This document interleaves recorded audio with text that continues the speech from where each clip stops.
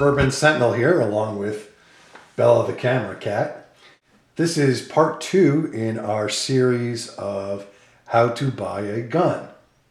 Now, in the first part, we did some background analysis. We talked about needs and wants and discussed the two types of needs, the absolute needs and the relative needs and wants. Now we're about to move on to the nitty-gritty of the methodologies for actually buying a gun. So let's get started. In this video, we're going to assume that your potential firearm purchase is what's called a mixed motivation buy. And in this case, it means that your reason for purchasing a firearm are a combination of both needs and wants. So we will assume that you've determined that you need, a relative need, a firearm, and that you prefer that the firearm have certain features. So again, it's mixed use. There are needs and there are wants, and they're all going to be in one package. On the top left side of the screen is my Ruger P95, or one of my Ruger P95s, and I'm going to use that gun as an example. I purchased that particular pistol and two identical pistols contemporaneously a few months ago. So I'm going to run you through the analysis. And again, this is a mixed motivation gun for me, a combination of needs and wants. So let's begin at the beginning.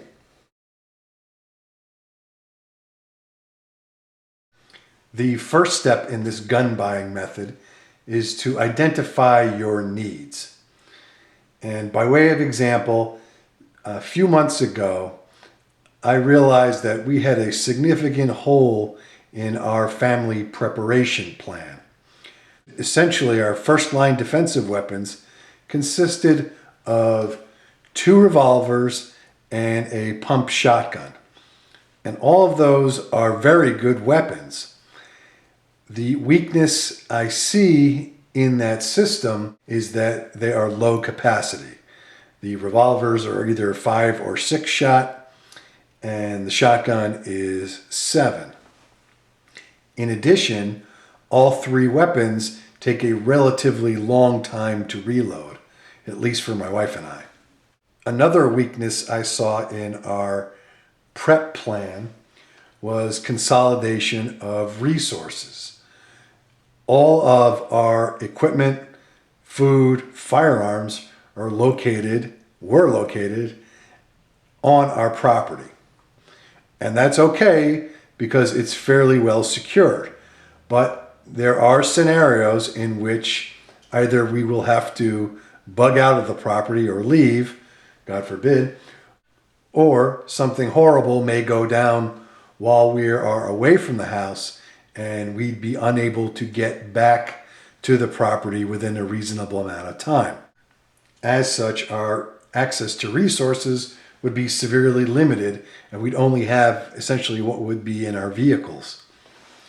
So I saw that as 2 big problems with our current prep plan. So as part of my procurement, I wanted to get additional weapons. So once you've figured out what your needs are, it can be very helpful to write them down. Don't keep them in your head, actually put them on paper. By way of example, this is the written purposes I came up with when we were trying to decide which extra firearms to buy. And you'll see here, I hope this shows up on camera, this Ruger P95 and its bunkmates have the following purposes. We wanted a weapon to improve our physical security at home against organized attack from multiple attackers.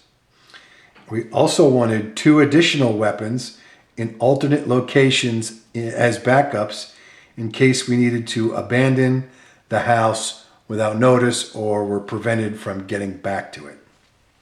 So those are our 2 purposes.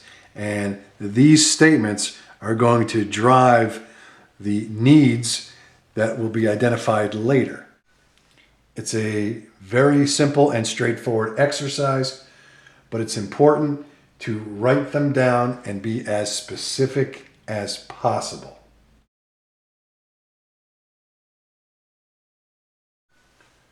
Once you've identified the purpose or purposes of this potential item, what you want to do is identify that which will be absolutely necessary for achieving that purpose or purposes or solving that particular problem.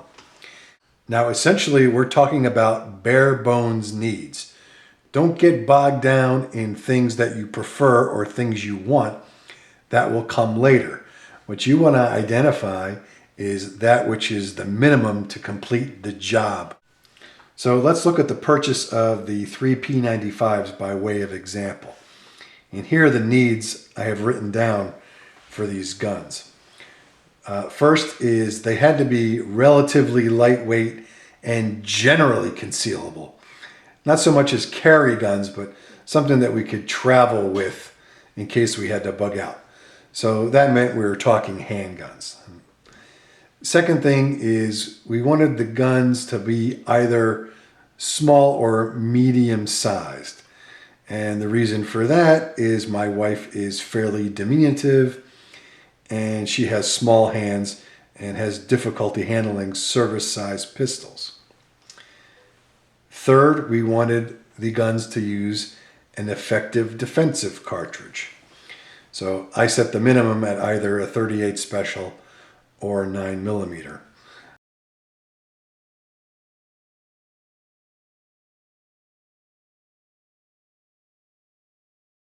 So again, identify all your needs, and they're going to be different for everybody, and put them in writing.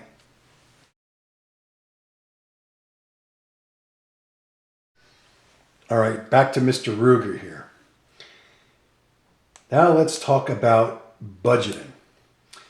Some people will be tempted to set a budget first, but don't do it. It's more helpful if you really assess your needs. Some people like to put the budget off and skip right over to wants, saying, okay, well, I've established what I need, but I'd also like to look at my preferences before I start playing around with a budget. Don't do that either. Do the budget at this point. It usually is very, very helpful. Do a little bit of research and find out what's on the market based on your needs. In other words, are there pistols out there that would satisfy your needs? I know that everybody has preferences, but just for the moment, put those aside. Now, back when I was shopping, if I wanted to buy 3 guns that satisfied all of the needs criteria we just talked about, and I had $50, I'd be wasting my time hashing out my wants or preferences. So get a rough idea how much guns that meet your needs will cost. Just a ballpark figure. Once you've established a ballpark baseline cost as what it will take to satisfy just your needs, try setting a target budget at somewhere between 100 and 125% of that baseline cost. For example, when I was shopping for our 3 additional weapons, I determined that I was going to have to spend at least $1,000 for 3 identical pistols with a total of 9 magazines, at least 3 pistols that were brand new. I decided to be pretty aggressive with my budget, and I set my target budget at $1,000. If you realize with cursory research that the amount of money you're going to need to spend is more than you have available to meet your needs, of course you're going to step back and reevaluate. In the event that you have way more money to spend than is required to satisfy the needs, just don't blow it off and say, oh, okay, I'll buy whatever I feel like buying. Go through the rest of the analysis anyway. And we'll talk about why later. And the term is opportunity cost. And you can spend your money more wisely. That's the whole point of this exercise. So now hopefully you have somewhat of a budget. And I don't consider budgets hard numbers, at least not when you're shopping for durable items. I consider them more of a target. I think there should be some flexibility in there. You don't need to go up to the budget, kind of like the government does when it spends money. You can spend less if that serves you. And sometimes spending a little more will serve you as well. So think of it as a target rather than a ceiling or a floor. There's Bella sleeping on the job as usual.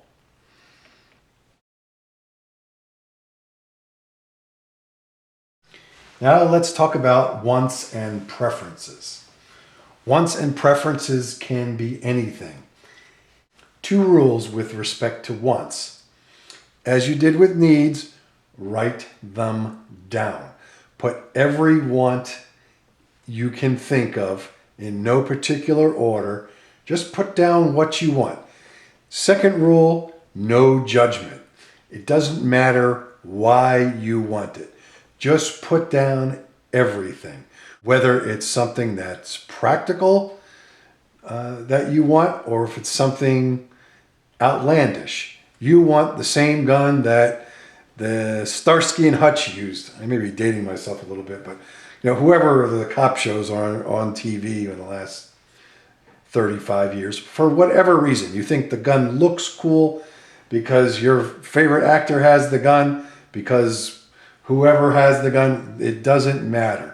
No judgment. If you want a gun because you've always wanted a SIG, or because you want the gun that Dirty Harry used, or you wanted a pink gun with polka dots, does not matter. Write it down and don't worry about the order. So again, by way of example, here is the list I made when I was shopping around for those 3 extra weapons. A list of wants and preferences.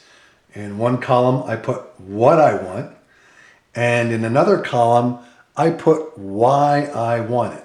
And I think this is important as well. Sometimes we do things out of habit, and it's helpful to examine why we want a particular thing. It may give you room for pause. For example, some people always buy striker-fired guns. They never even think to buy another type of action, such as double action only or single double. You can easily fall into a habit where you just buy the same thing over and over again without considering other options. Of course, I'm not saying that striker fired is bad. It's just if you put down why you want something, you're more likely to look at other options. I'm not sure this is showing up on camera too well, so I'm going to focus in on the whats, and I'll just kind of read off the whys. All right, so when I was looking for the 3 guns, my preferences, in no particular order, I wanted the gun chambered in 9mm Luger. Why? Because my wife finds 9mm Luger relatively easy to shoot compared to 40 or 45 or 357 Magnum. In addition, I have about 11,000 rounds of 9mm in stock, so it's cheaper and easier for me logistics-wise. We also wanted single to double action. I like striker-fired guns. I own several striker-fired guns, but my wife is more comfortable with single doubles. So that's a preference that is fine with me. And so we included that on the list. Third item is no separate safety. I don't like manual safeties on firearms. Personal preference.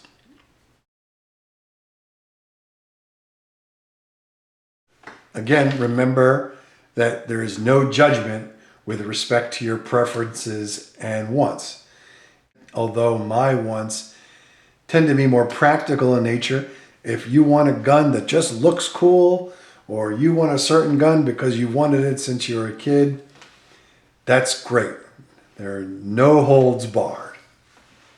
Just put it on the list, put down why, even if it sounds like the most ridiculous thing you've ever heard. Again, the only one that's going to see this list is you. And maybe Bella, right? You're a good girl. Okay.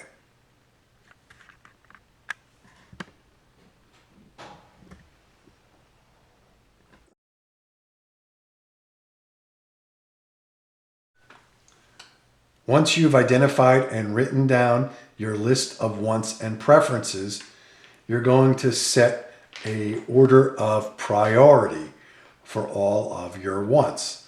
For your needs, all of your needs are critical, so you don't prioritize needs. They're all absolutely necessary, but you want to prioritize your wants.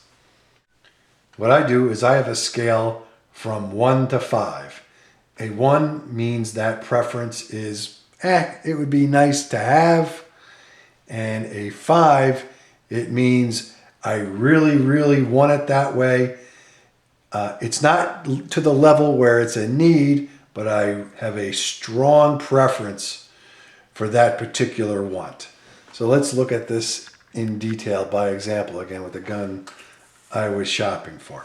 Again, all I did here was duplicate the list of wants, and I assigned each one a priority value on a scale of 1 to 5. So I hope this shows up on camera. But first one, I preferred 9mm Luger. Strong preference for it. My wife shoots it well, and I have thousands of rounds of it in stock. So I made that a 5, high priority. Single to double action. My wife has a very strong preference for single double action handguns. She can fire striker fired guns, of course, so we made that a 4. No safety. Safeties bug me, but I can usually live with them, so I made that a priority 2. Easy maintenance. Again, this is a field type gun or a WROL gun, so easy maintenance is important, so I made that a 4.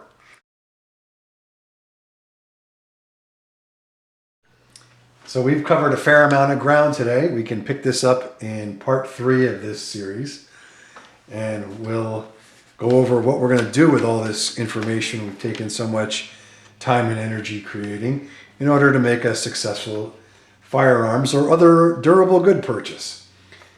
This is the Suburban Sentinel and Bella saying thanks for watching. Please subscribe, and we'll see you in part 3.